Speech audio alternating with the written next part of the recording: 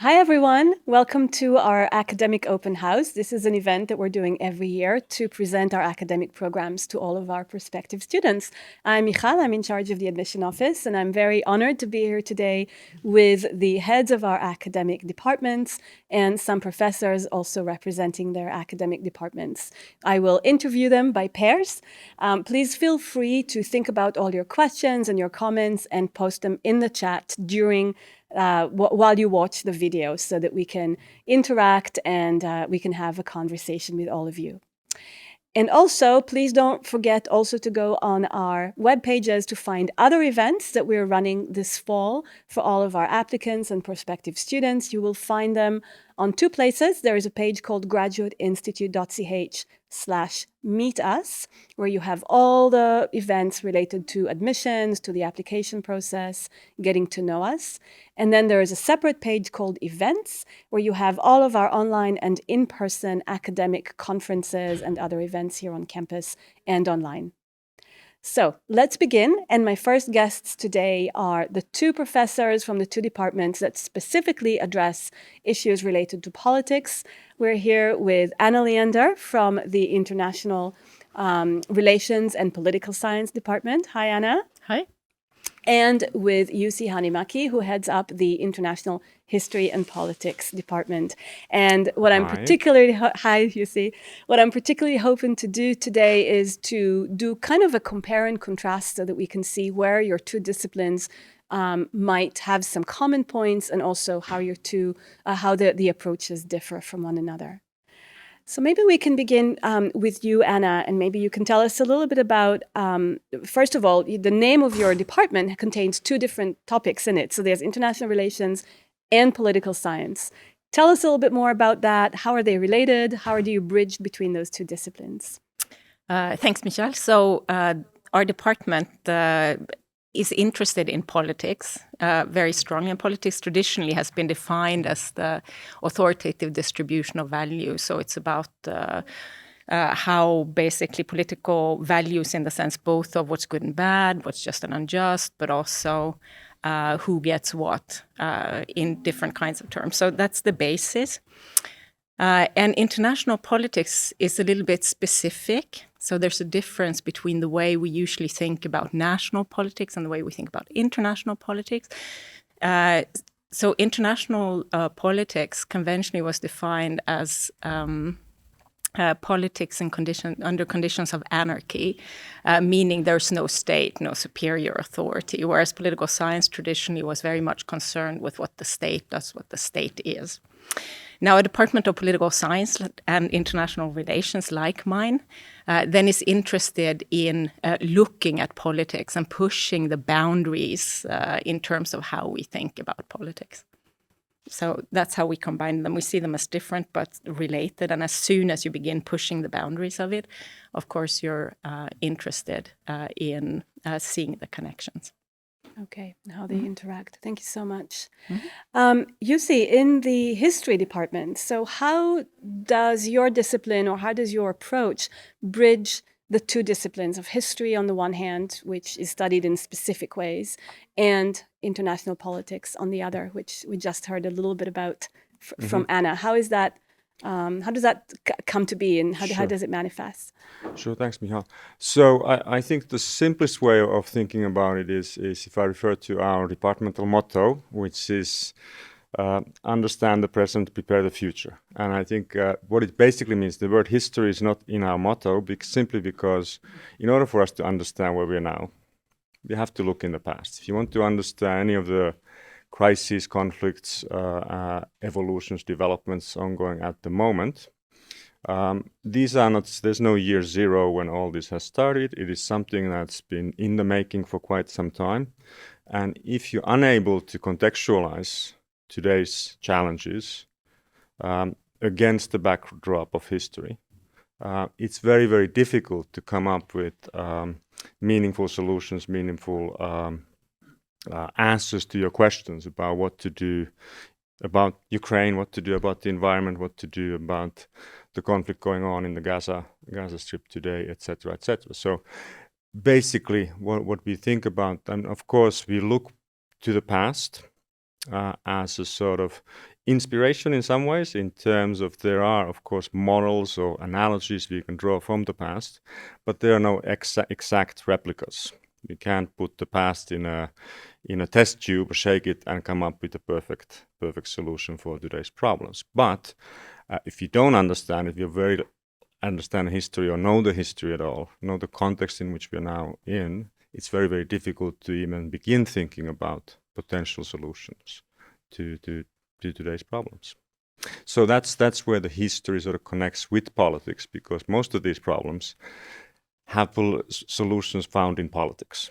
And politics, of course, is continuously changing. As Anna put it, it's not, there are national politics, there are international politics, there is some kind of a transnational space in between also, and to try to connect all those together is something where you really need to think in rather complex terms. And I think history is a perfect discipline to teach you complexity, humility about in the face of today's challenges.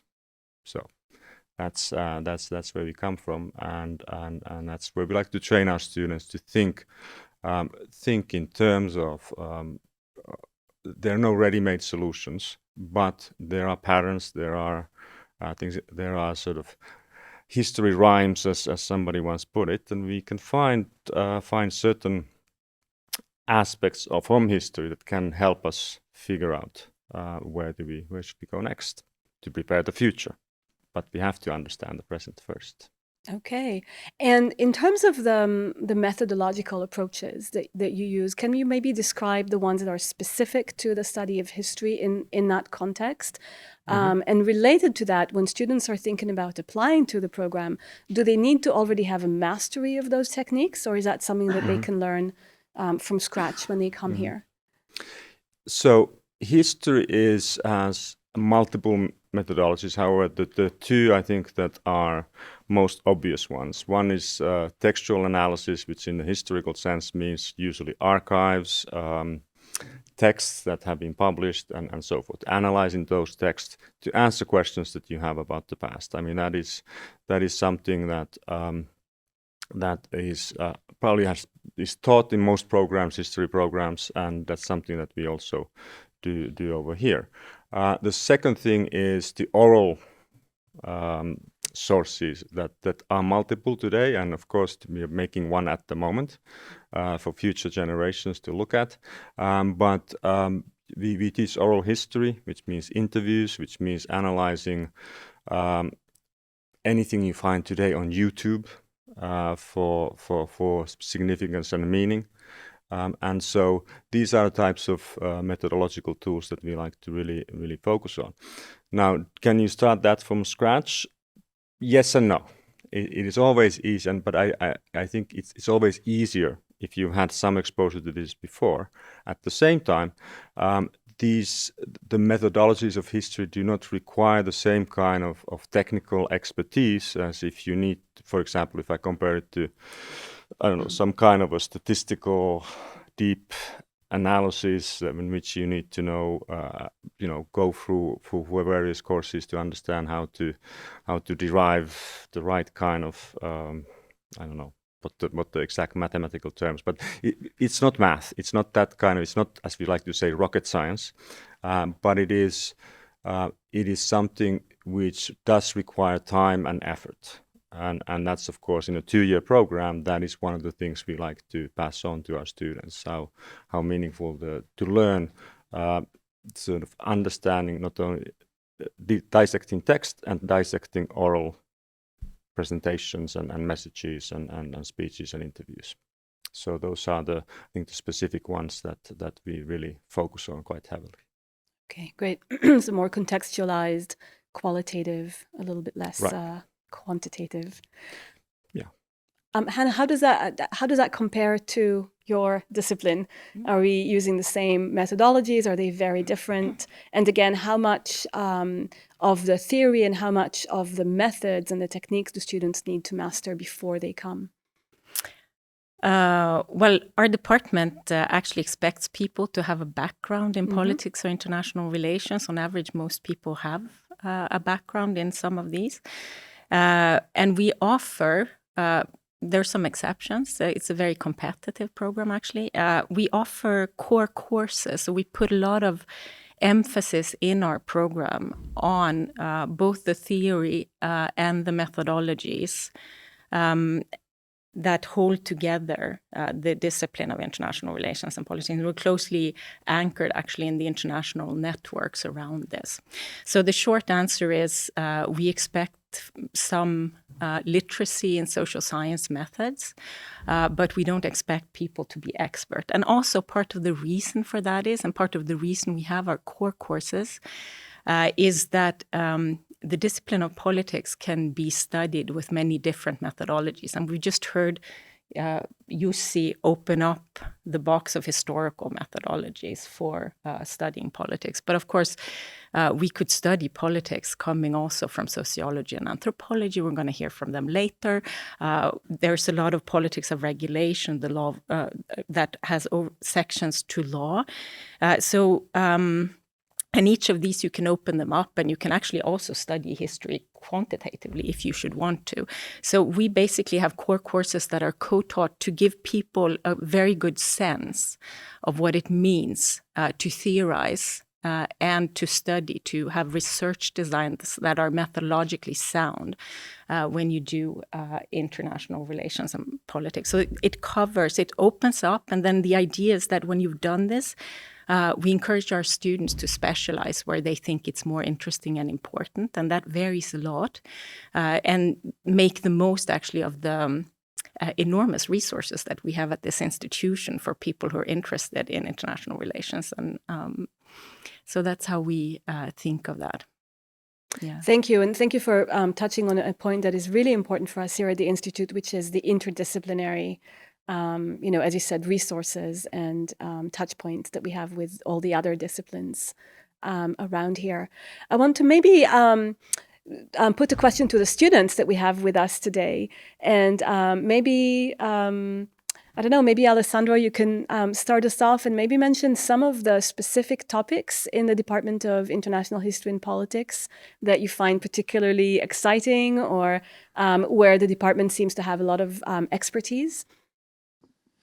Yes, thank you. Thank you for inviting me. I would gladly say that, for example, for me, I received a great training in my doctoral seminars because we tackled both the theory in the first part of the year, and in the second part it was much more methodological. So with classes in which we really went into the practicalities of archival research, oral history, bibliography, writing, and literature research. And then, of course, there is a very precise way of teaching how to tackle databases and online papers, for example. So how to actually prepare and do the research. So this is more for the, as I said before, the practicalities and logistics of the historical research. However, there are also a lot of classes that I found very interesting, such as the one where I'm TAing now with Professor Balachandran on the mobilities, migration and boundaries, in which we really go and do history beyond nations, because that's what we try to also teach to the students. I would say it's also coming to the Institute, is a way of coming with that we have learned something, but also to unlearn and relearn. And it's a challenge, but in my opinion, extremely interesting and fascinating too. Okay, so learning and unlearning are equally important. Thank you so much. And maybe we can hear from Haley for the International Relations and Political Science Department, and remind us if you're in the MA program or the PhD program. And again, what are some of the exciting topics that are being tackled?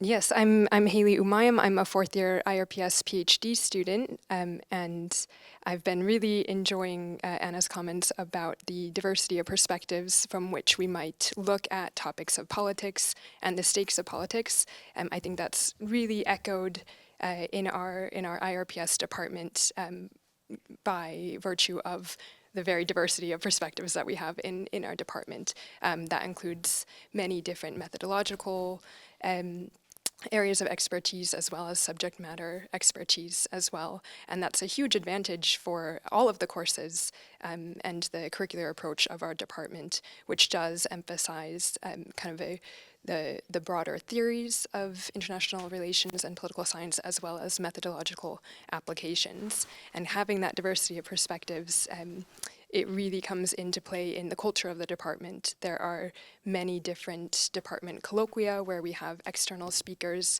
presenting their work. We have series where students and faculty can present their works in progress. We have different current event panels where somebody, a student or a faculty, will host a discussion kind of critiquing and reflecting on different events happening. And in all of these events, we have that rich diversity of perspectives and experiences that help us to think about our own work from multiple perspectives, to kind of engage across disciplinary boundaries and kind of interrogate how strict those boundaries ought to be. So it's really a good experience to have exposure to these different perspectives, practice putting them into play and engaging and critiquing with them as we develop our own work. Okay, thank you. Do you want to tell us maybe what you're doing your research on? Yes, I'm looking at knowledge production in the humanitarian system, particularly at cases of extreme food insecurity and famine. Okay, yeah, I can see those approaches there. And I think you have a just launched research project that spans not only the institute, but also another institution. I was hoping that you could maybe tell us a little bit about that, the design project. Super happy to. Just let me add to what Sure. Haley was saying, because she didn't say it, and I think it's a very important part of our department culture, actually. So the students have a quite well-functioning mentor system where they run completely independently of me. I actually often don't know what's going on, as Haley will testify. They mentor each other and they run classes sort of supporting each other, because of course one of the things about having a focus that you can deal with in many different ways is that it can feel spread out and confusing. And I think this role of the students in mentoring each other is actually a very important part of how our department functions. Now, on the project that I launched, that I'm terribly excited about and could talk a long time about, but I'm not going to do this. We have an event this afternoon with the vice director of the ICRC and the head of the ICRC museum. It's called The Future of Humanitarian Design.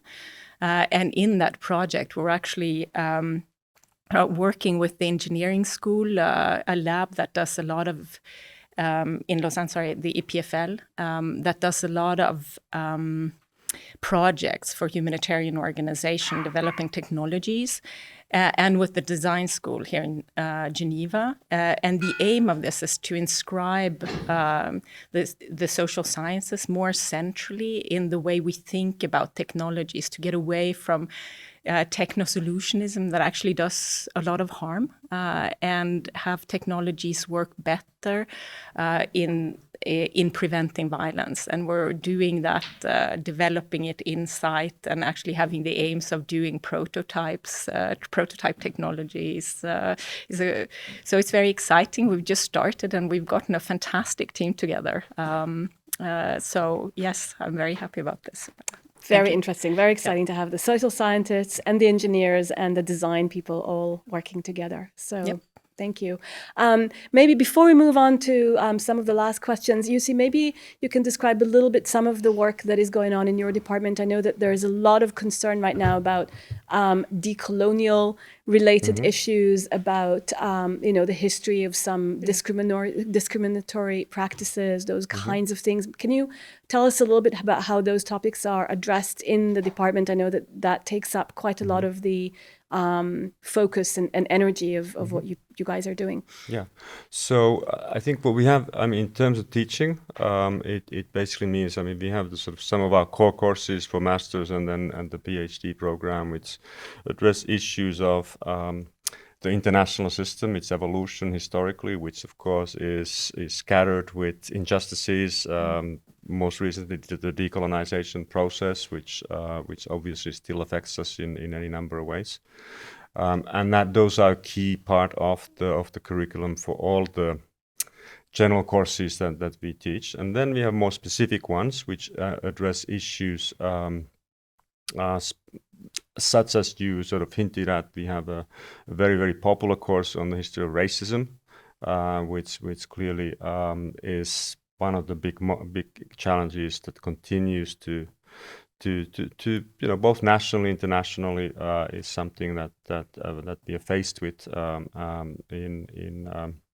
in our daily lives, and something that unlikely is going to disappear anytime in the future. So this is something where history is to understand that long, deep history of racism, where it comes from, how it continues to affect us, and all the absurdities of racism as well. I mean, these are the kind of things that are very much at the heart of our curriculum today. Now, it's also, I mean, it's something that, just to some of the comments made previously, history, of course, is by nature interdisciplinary. So that makes it in a relatively small institution with all these other disciplines. This is something that makes us kind of unique, in that we tend to borrow insights from other disciplines, and racism, in terms of whether it's international politics or political science, whether it's the legal aspects thereof, whether it's the economics of racism, which is something that we see, of course, embedded in not only the international system, but in many national context as well. All of these are aspects that come together in a history curriculum, perhaps in a way that you wouldn't have them in any other discipline. That we have the ability to connect these issues because they are part of the broader narrative of inequality, racism, colonization, decolonization, and well, the end of empire, such as it is. Right, and really kind of symbolizing that idea of understanding the past to exactly. see what's going to happen in the future. We're almost out of time. Jussi, tell us in just a few words, where do historians work nowadays?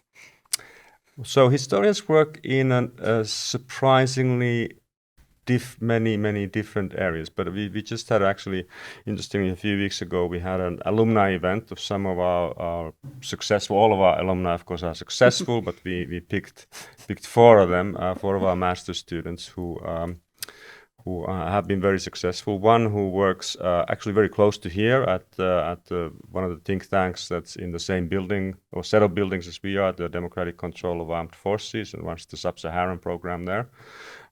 We have another alumni who runs the International Relations Department in Lausanne of the International Cycling Federation. So that's a rather different kind of career that you might perhaps expect from a historian to have.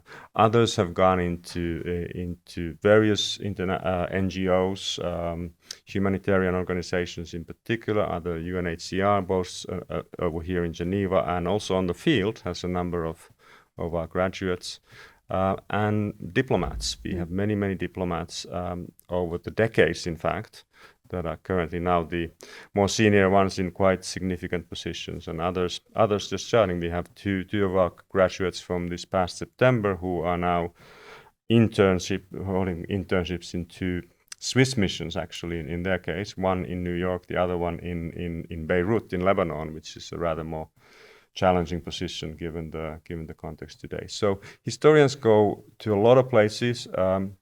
Also, same applies to those are the master students. Very few go to teaching, but some also go to teaching. Teaching is not sort of not out of the question at all. Our PhD program candidates, I would say that about half of them go to academic careers, and we have excellent candidates who've gone on to teach at St. Andrews in Scotland, at Boston University, at Glasgow, in Leiden, in any number of sort of high-profile universities across the globe. Others have gone on to indeed work either in the diplomatic sector again, or in various non-governmental capacities, and sometimes, especially those who focus on sort of economic history, have gone on to slightly different sort of private sector jobs as well. So it's quite a broad spectrum of careers, and I think it sort of reflects the things that we teach our students, which is communication skills, which is research skills, which is all the skills you would need in a position of if you go and work for a research unit or something like that. We do it a bit differently. We don't emphasize necessarily the theoretical aspects of all of this, but the skills. So our historians probably look at the world slightly differently than, say, international relations / political science graduates or economics graduates. But they bring to the table skills and the sort of worldview that I think answers, in our estimation, is sort of very, very helpful in understanding today's global challenges and problems. Okay, great. Some unexpected areas of work for historians. Sure. And Anna, what about your program? Is it very different? Obviously with different approaches, but in terms of the nature of organizations and positions, how does that compare? I think it compares very similarly, maybe precisely because we put a lot of emphasis on the research dimension. Our graduates, I think, tend to hold research positions in organizations, in ministries, and so on. Not only, of course, we have a bunch of people who actually direct things as well, but we really aim to have the program equip the graduates for research. Okay. And we also have an academic side that's quite strong. We're really well connected. We have a lot of editors of journals, of book series, people who are active in professional organizations and so on. So part of particularly our PhD program, naturally, they go on and become academics. Our master students often go to PhD programs also beyond the institute. But otherwise, it's really, of course, it's the organizations, it's also the private sector. It's also government functions. It's NGOs. Yes, and we wish we had adequate. I could give a lot of anecdotal evidence, but I wish we had a better sense actually of where our graduates end up. Yeah. For the next event. Yes, hopefully. Thank you so much, Jussi and Anna, for this overview of both of your programs. And I think it was a really useful kind of compare and contrast exercise, and we learned a lot about each of your programs. So thank you very much. Thank you, Michal. Thank you. Thanks. All right, so we continue with 2 additional programs. I have the pleasure now of welcoming one of our disciplinary programs, the program in Anthropology and Sociology, with our professor Michal Sela Galvin, and our interdisciplinary program with Professor Davide Rodogno. So welcome to both of you. And maybe, Shala, you can start us off again by explaining how you ended up with these 2 different disciplines represented in the same department. So anthropology on one hand and sociology. How does the program integrate, combine, or bridge over those 2? Sure. Yes, so really the bidisciplinary character is very much at the heart of our department. In addition to this, we also bridge and combine different national traditions of faculty trained in North America, in the US, in the UK, in France, in Switzerland. And so we have a real diversity of disciplinary and bidisciplinary perspectives represented among the faculty and the teaching faculty. In terms of what students experience when they come and enter the ANSO program, at the master's level, they experience this bidisciplinarity, I would say, both in the broad social theory training that they receive, but also very much in the crafting of research design and research projects, and in research methods training that they receive in the first year of the program. Many of these compulsory courses are co-taught between an anthropologist and a sociologist, and so students have experience and exposure both to qualitative methods, ethnographic approaches, but also more quantitative methods, survey design, and so on. And so these are some of the ways in which students in terms of their coursework and compulsory coursework, gain this richness of the bidisciplinarity. But it's important to also add that this is not something that we rigidly police or enforce. And so as students move through the program, they also have the opportunity to navigate between the two disciplines by selecting their electives, in the choice of their thesis, projects. And so at the end of the program, they're really both have a foundation, but have also developed their own way of positioning themselves within and across these two disciplines. Right, so they have a range to choose from, as it were. And how much of this do they need to know before they come to the program? Our master's cohorts are very diverse, and so students do not necessarily have an undergraduate background in either anthropology or sociology when they enter the program. We have students who have come from natural or physical sciences backgrounds as well as from other social sciences, and we welcome that the richness that brings in our master's cohorts. At the PhD level, I would say that we do look more for students to have had some prior exposure to either anthropology or sociology, or another discipline, right, that has kindred methodological approaches, I would say. But the anthropological and sociological experience and exposure does become more important at the PhD level. Yeah. Okay, well, that makes sense. Thank you. Davide, also obviously a completely different picture, right, in the interdisciplinary program. Tell us a little bit about that. Absolutely. So the program, as you say, is not a department. So the honors of the program are the 5 departments of the institutes. Right. So anthropology and sociology, international relations, international history and politics, economics and international law. And all the disciplines that make the institute are in the interdisciplinary program. So this is who we are. The way we work is different because, of course, we have a core part where we expose students to what we think is really important, dealing with global issues and perspective. The name of the program is the Interdisciplinary Program in International and Development Studies, which reflects also the name of the institute. And then we let the students decide what is the specialization. They are admitted to the program, but then they pick up one of 7 specializations. And we go from things that are really in the DNA of the institute, such as conflict, peace and security, mobilities and migrations, human rights and humanitarianism, sustainable trade and finance, global health, the environment, and gender, race and diversity. These are the 7 specializations that we offer. And we invite students to go beyond them and to connect things. So this is what is specific.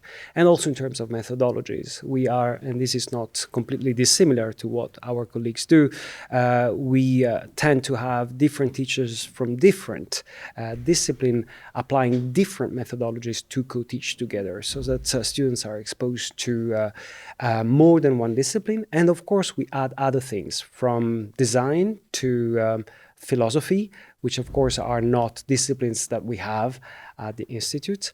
And the last part of the program is really where students meet policy. And we devote an awful lot of credits to what we call applied research projects. And this is also a way for our students to start thinking about their professional careers, since the program does not offer a PhD, an interdisciplinary PhD at the moment. Right. So if I understand correctly, the 7 specialization areas don't precisely reflect the 5 disciplines that we teach here in the Institute, but they draw on them? Of course. Right. This is exactly it. And so in each specialization, you have the 5 teachers who come from the 5 departments teach. Sometimes they could teach, and they teach in a specific way, which is way more open to other disciplines. So you can have a lawyer who will pay attention to, of course, to his discipline, her discipline, and at the same time open up to economics or anthropology or whatever else might be relevant in that particular context. Okay. And so how does that diversity translate into the kinds of background that students bring with them? What typically, is there a typical background? And what is that? Or is there no typical, and how, where do the students come from academically? There's no typical profile, because of course we do have students coming from social sciences, global studies, international relations, but we also have students from the 5 disciplines. We have economists, we have lawyers, we have historians, political scientists, etc. Gradually, we notice in the last 2 or 3 years different profiles, and I'm particularly happy about that. We have chemists, people coming from natural sciences, hard sciences. We have people studying computer sciences. And what they want to do as an undergrad, what they want to do with us is precisely specializing in conflict, peace, and security, and study cybersecurity. And so they combine their previous knowledge with the kind of knowledge that we can offer. And I think that this is extremely interesting. We have students coming from schools of journalism, and so on and so forth. So there is not, and this is really what I love about the program, is precisely that we do not have a specific profile. Wow. So how do you evaluate those files? What are you looking for then in terms of, the applicants? This is very, very tricky, and we do pay an awful lot of attention. There is at least a team of 4 people involved in examining each single candidate. And of course, academic excellence is very important. Motivation is another one. Why they want to come here, to do what. This is also extremely useful for us as a piece of information to decide if we are going to accept or not. And competition is extremely fierce because we have 1,500 applicants and we only admit 250 students to the master program, and then many other things. And of course, the combination of what they've done, what they're planning to do, and how they want to do it is relevant. It's an indication for us. And how they imagine their future is also important, because in so many ways, many of the jobs that they want or that they will have don't yet exist. And so we do pay attention to imagination, creativity, and other elements that will help us maybe sketching the kind of profile that might be potentially interesting for us. Okay, so they need to let all of that kind of shine through in their application. Absolutely. Materials. And there is no way to this day that artificial intelligence can write such a letter. There is, and we read so many of them that it's in the end relatively easy for us to spot generally interested in students. And we do not seek for the perfect letter. We do seek for students that are genuinely interested in coming here for this kind of experience. Okay, I hope our viewers will keep that in mind as they write their letters of motivation. Shaila, back to you then. So in your program, there are no specialization tracks in the same way, but there are some particular areas of expertise where the department really excels. Can you tell us a little bit about what those are? Sure, yes. Well, as Davide said, and so faculty do contribute to the MINT program, and we contribute across all of the specializations. So there is certainly a way in which the work and the interests that we have resonate with those that are represented in MINT. At the same time, our faculty is able to push particular interests, particular areas of research through ANSO teaching and courses in a somewhat different way. I think that one of the strengths of our program is at the MA and the PhD level. Obviously, it's very strong research orientation, something that we also heard about in history and IRPS. Our students come to be very well trained in the formulation of a research project that is an original project, and in this sense, I think is different from the applied research project that MINT students do as part of their program. We really work with students on the development of original research questions, the discovery and formulation of a research puzzle or problem, and think about ways in which to carry out the research necessary to address it. So those are, I think, some of the core strengths of both the MA and PhD programs that we have. In terms of areas of faculty strength and expertise, we have strong core areas of expertise around humanitarianism, migration, global health, questions of environment, climate change, and energy transitions, increasingly also finance and regulation.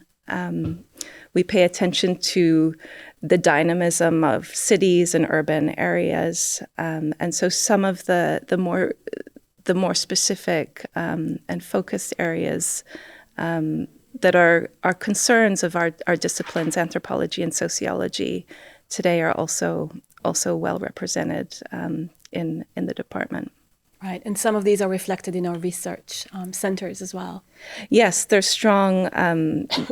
Again, all faculty in our department have links with at least one, if not more than one, research center.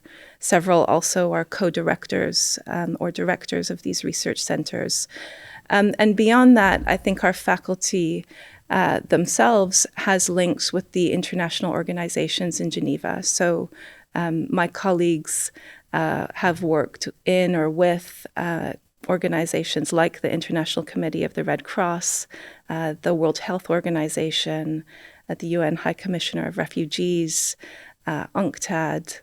And so the kind of articulation of anthropological and sociological knowledge and expertise with work that is ongoing here in Geneva and well beyond is also a distinctive feature of our department, and one that I would say distinguishes it from other anthropology and sociology departments, both in Europe and elsewhere in the world. Thank you. I think another distinguishing feature is our student body, which is extremely international. We know we have over 120 nationalities, and our domestic students, so the Swiss students, really only represent about 15% or so of the student body. I would like to hear from our students. Hannah, what is it like to study, specifically focus on elements of culture and society from this place that is so multicultural in and of itself? How does that impact the way that you study those topics at all? Yes, I'm Hannah. I'm a fifth year PhD student in Anthropology and Sociology. And yes, as Shaila mentioned, the faculty, but also the student body is extremely diverse. And we come from different backgrounds, and different academic backgrounds as well.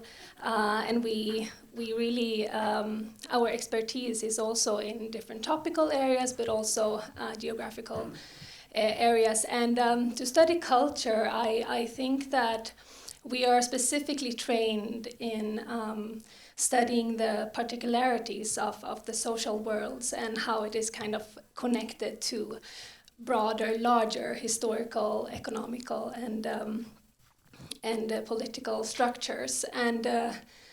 And it is really the richness, I would say, of our department, that we both have our focuses in different areas, and as Shaila said, that we are connected to all the centers in the institute, but that we also come with our own backgrounds or cultures, so to say. So in my own case, for example, I study humanitarian bureaucracy and kind of how bureaucracy helps sustain humanitarian emergencies.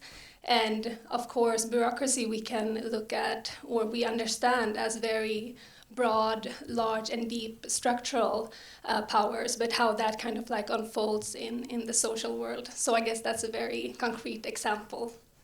Thank you so much. And maybe to continue with our student feedback, Grusha, you're in the interdisciplinary program. Can you tell us a little bit about something that we haven't addressed yet, and that's the experience of something that's very peculiar, very particular to this program, which is the applied research project. Of course. Tell us a little bit about that, and how have you experienced it? Of course. Thank you for the question. And I think the ARP, the Applied Research Project, is a very essential part of the MINT program, given its interdisciplinary nature.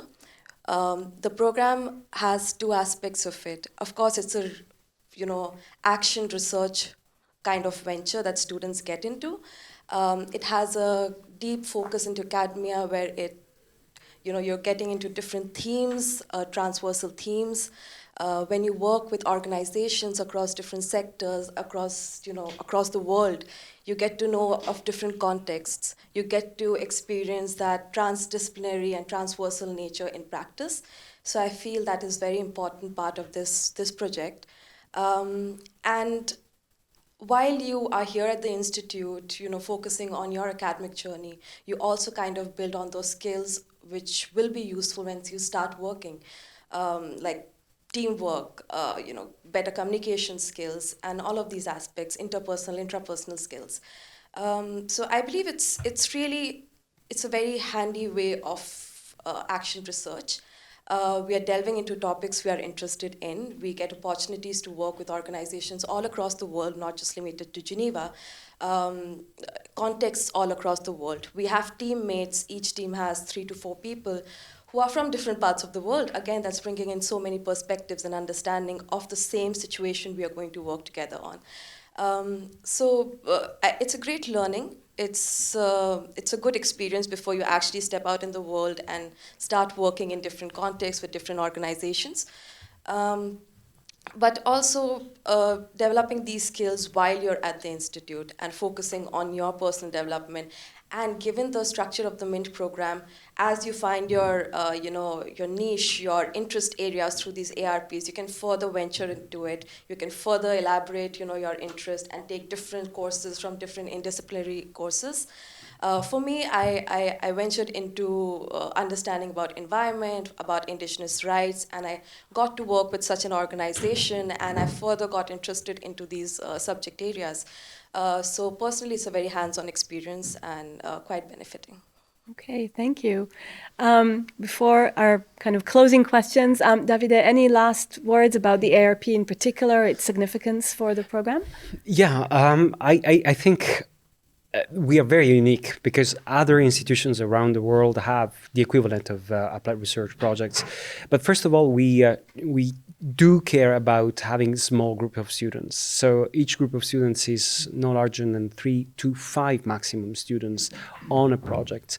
The other thing is that we deliberately delinked the projects from the specializations. And each project, it's a microcosm in itself.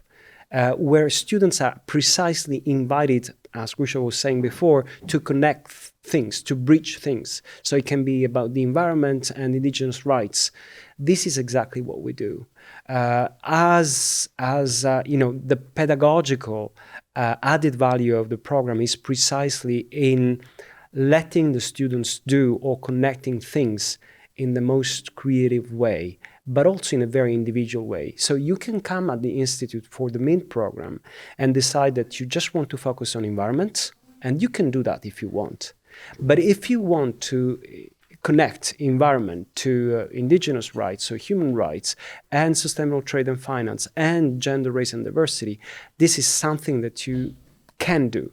So we are setting up a kind of ID card of our students with colors that will be associated to the specializations and transversal themes and the ARPs. And so you can have a single color, purple, green, yellow, whatever it is, but you can also have several colors in your ID card. This shows how each individual, and of course this will be individual, so the card will show how the individual student has combined things in a creative way. This is definitely the pedagogical ambition of the program is about that. Yeah. Okay, great. So that would really illustrate it graphically how interconnected everything is. Absolutely. Sela, maybe last question that students always ask us: where do anthropologists and sociologists find work? It's a good question. And I think our students, both at the master's and PhD level, do go on to career trajectories that one finds more broadly at the Institute. Our master's program has had a lot of success placing its graduates in top PhD programs around the world. And so I would say about half of our master's graduates do choose to go on to pursue a PhD, either at another institution. Many also apply to our own program to continue their studies with us. I think this also reflects the very strong research anchoring that they receive in their 2 years here with us in ENSO. The other half of the cohort does go on to pursue work in international organizations in Geneva and around the world. With the International Labour Organization, for example. I have a student recently who's now working at the UN Framework Convention of Climate Change Secretariat. So one finds anthropologists and sociologists working within these international organizations, as well as NGOs, policy and research institutes. Our PhD graduates have also had a lot of success seeking and obtaining academic positions following their graduation. They've received prestigious postdoctoral fellowships at international universities, and many have also gone on to work in research or senior positions within international organizations too. Okay. Thank you very much for this overview. Thank you to our students. Thank you. And I think we had a nice comparison of the interdisciplinary and the disciplinary approach. Thank you very much. Thank you. Thanks. So we're here now with our 2 additional programs. So we have 2 disciplinary programs, International Economics and International Law. These are some of our more, I would say, maybe technical or content-heavy programs. And we're going to hear more about that from the heads of the program, from Professor Cédric Thiel for Economics and from Professor Joost Paulin for International Law. So maybe, Joost, you can start us off by explaining something that a lot of our applicants are confused about. What is the difference between your program, so the 2-year Master of Arts program in International Law, and the 1-year program of the LLM? Okay, thank you, Michal, also for organizing this event. So there's a big substantive difference and then a couple of practical differences. The substantive difference is that the LLMs must have taken a full law degree. Right. So they must be able to pass the bar in their home country. And normally they'll have a couple of years of experience. So the LLM is a professionalizing degree. And most people who take it then also move on into law practice. Whereas the 2-year masters, you can actually enter that program with a bachelor degree in law. And on top of that, it's 2 years, so it's meant to be a little bit more academic, conceptual, so you have 2 years to go deeper into the various subject matters. And then practical differences, the LLM is 1 year as opposed to 2. It's also a bit more expensive. You get more events organized around networking and specialties. And the LLM also allows you to specialize in one of 3 streams, basically trade, environment, and human rights. Whereas the 2-year masters is more general and really gives you a full 2 years to specialize, to go deeper into many fields of international law. Okay. All right, thank you. So we heard about also the admission criteria that are different. Maybe can you tell us a little bit more, slightly more in detail, exactly what students need to have or don't need to have to be able to be accepted into the MA program, the 2-year program in international law? So they can have a bachelor degree in law. Do they have to have one, or can they come without that kind of background? There is some flexibility. So most students have done at least a bachelor in law. Many actually have a full bachelor and master's degree in law. But we get a lot of applications from people who've done international relations and in the course of their study have taken 3, 4, 5 classes in law, often only in international law. Right. So there's that flexibility also to also let those students in, yes. Okay, all right. So they need to have a little bit, at least a little bit of that Right. kind of preparation. Yeah. Okay, thank you. So how does that compare to our international economics program? What are some of the must-haves that you're looking for in the applications and some of the kind of nice-to-haves but not obligatory? So I think the must-have is some technical training, particularly in statistics, also math, such as algebra, and some undergrad level, at least introductory economics. What is very important is the technical aspect, because our program is a one with a fair amount of technicalities. Now, this is technicality with a purpose. It's not out of some strange fascination with math. But ultimately, our students go work in either Economic Studies Institute, international organization, and the like. And economics is a data-intensive field. More and more, we have highly disaggregated data. And to be able to really contribute in their employer, our students need to be equipped to handle this data. And that's why we have this this econometric studies, which is quite technical. It's mostly in the first year, but that gives really the foundation for students to be well equipped and be able to go in the more elective field or the more economic questions as opposed to technical, but really do so in a thorough way and make a difference.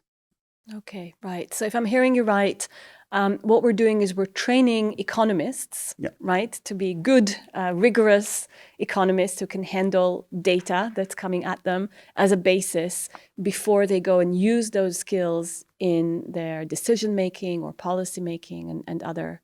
Yeah, but being the graduate institute, we don't train narrow economists. Exactly, I would insist on that.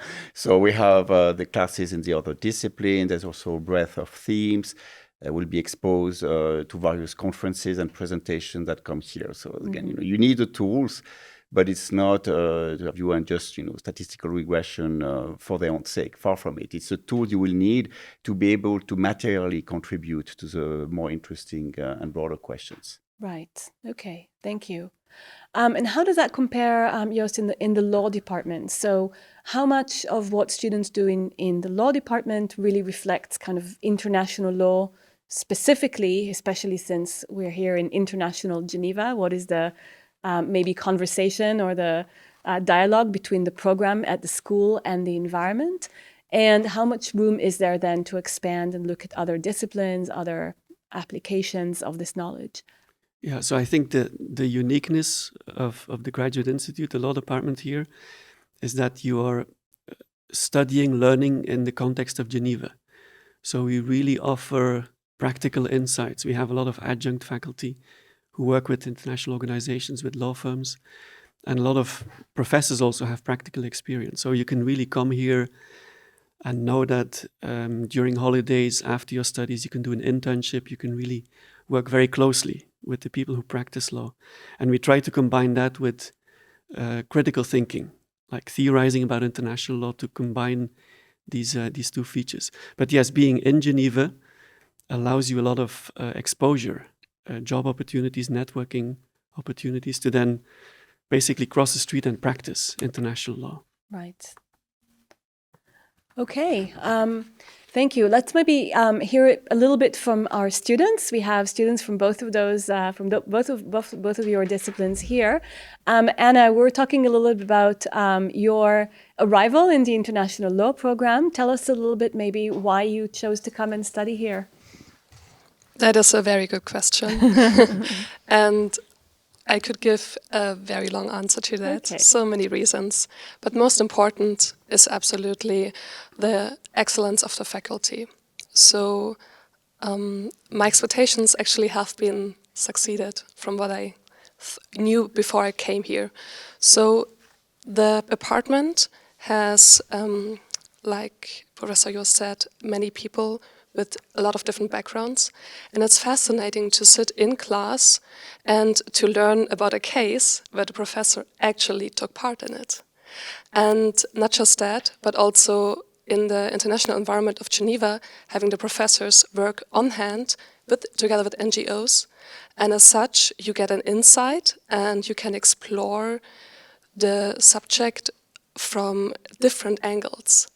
And what I absolutely love is that from the institute itself, with the career service, you have so many opportunities to then go on and to apply at the NGOs or to apply in international organizations around here. And also, it's quite fascinating and inspiring to work together with the other students because they are from different law backgrounds, common law, civil law.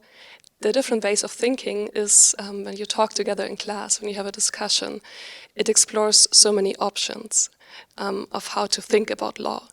And yeah, I can only say that be brave, apply, come here and explore Geneva in this amazing environment. Thank you. It's interesting because when we talk about the cultural diversity of our students, we often talk about how they come from different backgrounds, from different countries and from different cultures, and we forget that they also come from different academic perspectives, right? So like you said, so whether your specialty was this type of law or that approach or that theoretical approach, that also, I guess, comes to bear in the classroom, I would imagine, in some way. Thank you. And Michal, from the economics department, maybe you can tell us a little bit about your experience there. What are you thinking of specializing in? And how did some of those elements of diversity and interdisciplinary approaches reflect in your experience? Yes, thank you. So I'm a first-year PhD student, but I also did my master's at the Institute. So after having completed a bachelor degree in economics, I came straight into the master's during the pandemic, actually.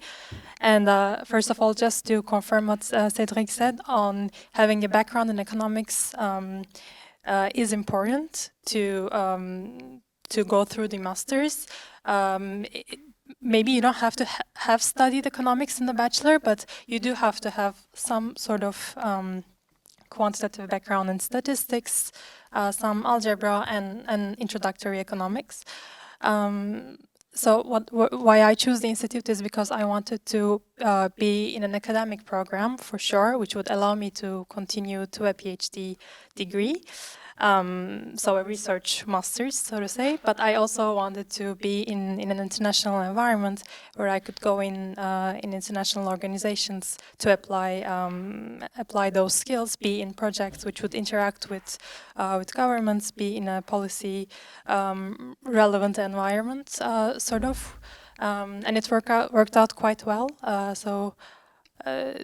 I got the chance to apply the skills I learned in the masters, especially in trade and climate change, in relevant organizations. So it was really, as you mentioned, it's really nice to experience working in projects where you actually interact with policymakers using your skills that you learn in the masters. So I think Graduate Institute is quite special on that, and the economics program is really well equipped to both give you the underlying theory, economic models, etc., and that should sort of pave you the way to go through the institutions, NGOs, think tanks, etc., which puts you in a position that you can really apply these skills and interact with people who work on these projects and who guide you. So yeah, having worked in such an organization, I then chose to come back for the PhD. So it was, yeah.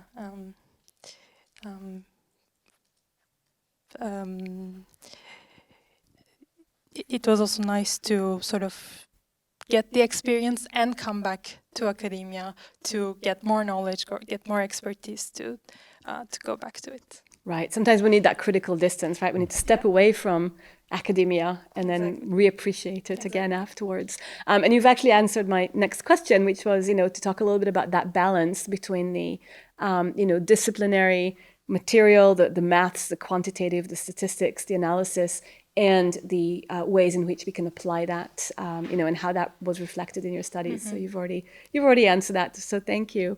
Anna, you have another comment. Thank you. Yeah, because it's inspired me to say something else, and a very important part about the MA, the 2-year MA. It's a chance to also work interdisciplinary. Yeah. So it is amazing because I come from a strictly law background, and here I have the chance to take courses from, for example, the history department or the MINT programs, and it's quite good to broaden your mind in that perspective. To come here, to keep an open mind, to let yourself inspire from the syllabus, from different courses that are offered, and also to explore what you might want to go to in which field. Yeah. So, and that is definitely a strength of the MA. Okay, thank Yeah, you. and we really try to do this on purpose also for the PhDs. Because you started out saying that law is a bit of a narrow technical subject matter, but I think the future is really to do research looking beyond the traditional legal theories. So to do empirical legal research, for example, or to do historical or archival research. And for all of that, you need certain tools, which we don't have in the law department, but in other departments we have them.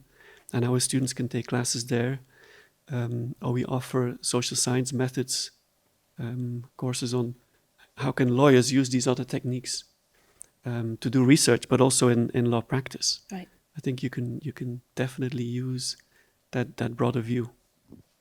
Yeah, absolutely. Yeah. And I think technical in the sense that it's difficult to practice the law without having at least some technical knowledge of how it functions and what it is. But then that does not stop lawyers or people who are specialists from expanding and, like you say, go way beyond and use other approaches and other methods. Yeah.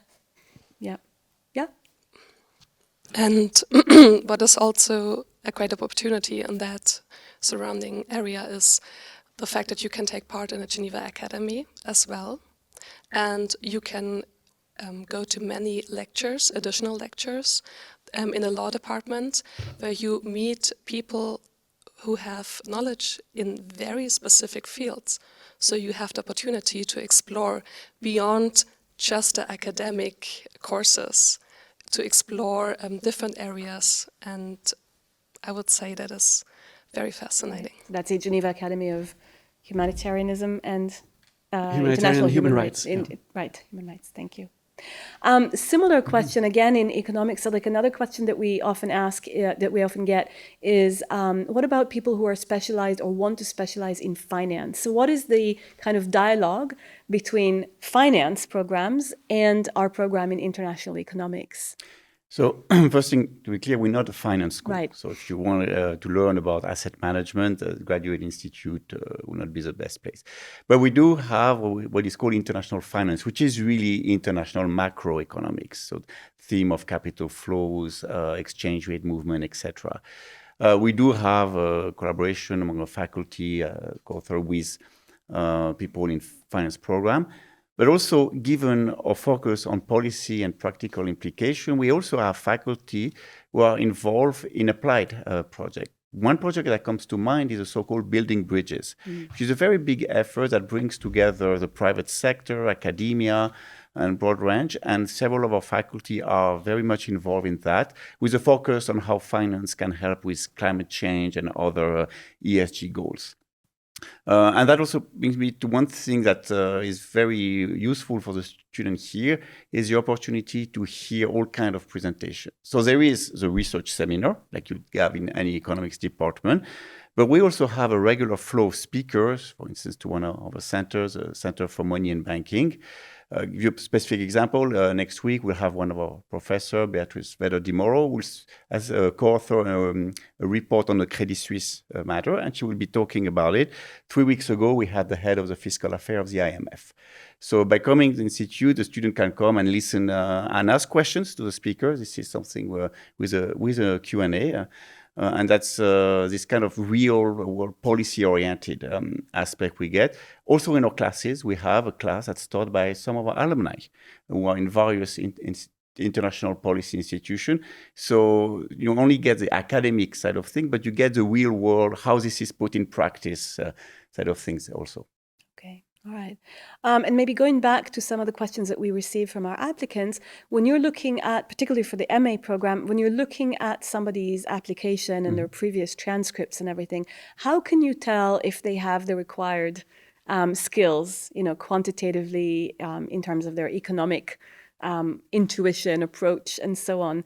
What are you looking for?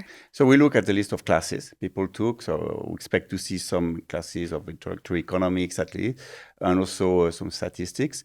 What students can always do, of course, in their motivation letter, if they think that they took a class that is technical, but maybe the class title doesn't really show it, don't hesitate to write, look, I took this and this really equipped me, for instance, with statistics. Some students take the GRE exam. It's not required, but that if we have it, then especially on the quantitative side, that's really a conventional way to show your technical level. Okay, all right.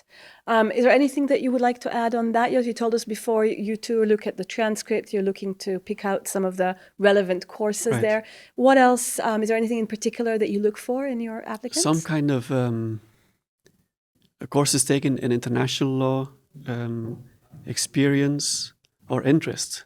Because you come to a place where the group is small, 35, 40 people.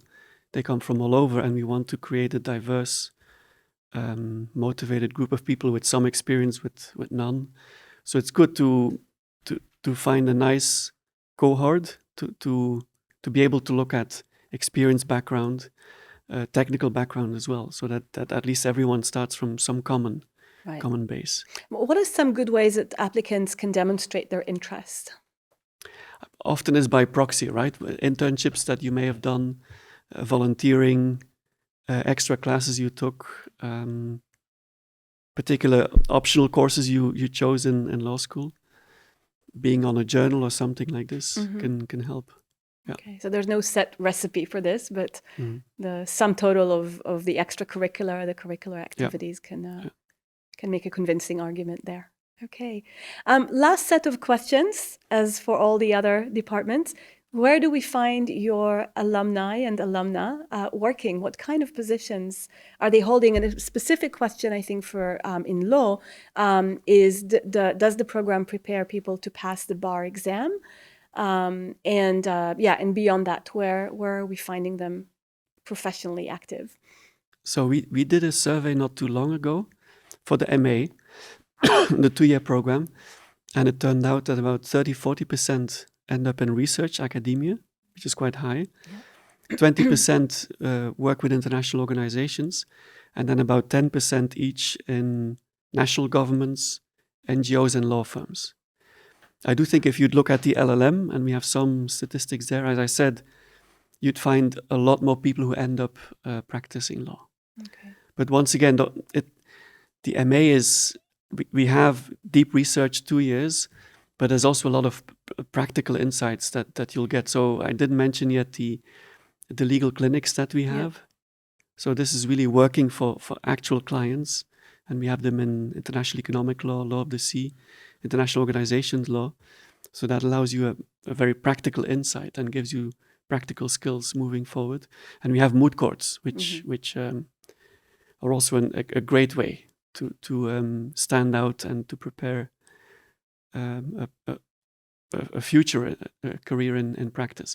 But again, it's really interesting to see how the MA has a relatively large part of people who move on and do PhDs, research posts, as opposed to the LLM, which is more law firms. Right. Yeah. And from the MA or even the PhDs, the ones who end up not in academia, but in these other organizations, what kinds of roles do they have? Do they hold? Are they legal counsels? Are they policy advisors? What kind of things do they actually So many do? would be legal officers, legal counsel. But with a law degree, you can also take up more policy functions. With NGOs, advocacy, but having a legal background can be very useful. And then in national government, it could be in any substantive field. Now, on your bar exam question, so I told you that the MA it can function as your first master degree. So if you're a Swiss student and you've done a bachelor in law at the University of Geneva or elsewhere, you can complete your law degree by coming here. But to do the bar, you'll have to be careful. In certain cantons, you can do the bar, and others you can't. Okay. And you need to do some extra classes in Swiss law or what have you. Okay. But to be honest, even those who end up with law firms, they will have their bar from their home countries, or when you work in international organizations, say WTO, dispute settlement, arbitration, there's no specific bar requirement. Okay. So there's some flexibility there. Okay, thank you. That's helpful. What about the economics department? Where are we finding your graduates? In a range of places that reflects a range of topics, because in addition what we discuss, there's also trade, there's also development economics, we have transversal theme like environment economics. So we find our students, I would say mostly in policy institutions. This can be multilateral institution, the WTO has several of our graduates, so to the Bretton Woods institutions, such as the World Bank, the IMF, but also, for instance, I have a graduate who just joined the Asian Development Bank. Also in Europe, central banks in the various countries. And we get a fair amount of people who go to academia and do well there. So we are a program that really is tailored towards putting people in policy places. But if you come here and say, well, after all, academia is what I like, you'll be fine. You'll also find a slot there. Okay, thank you very much. Thank you so much for telling us a little bit about these two programs. And I hope that was useful to our viewers. Thank you. Thank you. Pleasure. That concludes our academic open day for 2023. I hope that that was useful to all of our viewers, and particularly to those of you who are thinking about applying for admission in September 2024. You know how to find us by email, on the prospective email, and of course, join us for other events on the graduateinstitute.ch/meetus page for all of our events related to admissions to support our applicants, and on the regular events page for all of our events in person here on campus and online on the various topics that you heard about today. Thank you so much, and we hope that this was helpful. See you soon.